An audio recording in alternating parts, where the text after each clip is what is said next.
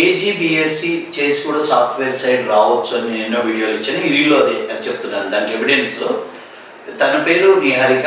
ఏజీబీఎస్సి 2023లో పాస్ అయింది. ఏ యూనివర్సిటీ?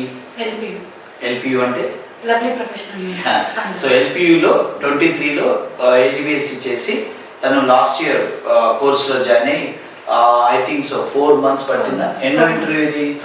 ఫస్ట్ ఇంటర్వ్యూలో క్యాలిబర్ టెక్నాలజీస్లో ప్లేస్ అయింది. ఆల్రెడీ ఇప్పటికి జాయిన్ అయింది. Already she working. ఎన్ని రోజులు అయింది? 5 months కంప్లీట్ అయింది. సో ఈరోజు ఈ రీల్ చేయడం కోసం అమ్మాయిని పిలవడం జరిగింది. సో ఈ రీల్ ఉద్దేశం ఏంటంటే ఓన్లీ సైన్స్ బ్యాక్గ్రౌండ్ వాళ్ళు, ఫార్మసీ, ఏజీబీఎస్సి వాళ్ళు కూడా సాఫ్ట్వేర్ సైడ్ రావచ్చు అని చెప్పడానికి వీడియో చేస్తున్నాం. అయ్యా నిహారిక చెప్పు నీ గురించి. సో నేను ఇంటర్లో బైపీసీ చేశాను. తర్వాత అగ్రికల్చర్ బిఎస్సి తీసుకున్నాను. 23rd passed out 2023. తర్వాత నేను ఇక్కడికి 24 ఏప్రిల్లో వచ్చాను. సో ఆ 1 year గవర్నమెంట్ జాబ్స్ ప్రిపేర్ అవ్వటం అలా చూసుకున్నాను. సో అది కుదరలేదు. సో ఇక్కడ 2024 April 15th అలా జాయిన్ అయ్యాను. సో ఇక్కడ జాయిన్ అయ్యే టైంకి నాకు అసలు మినిమం బేసిక్స్ కూడా తెలియదు.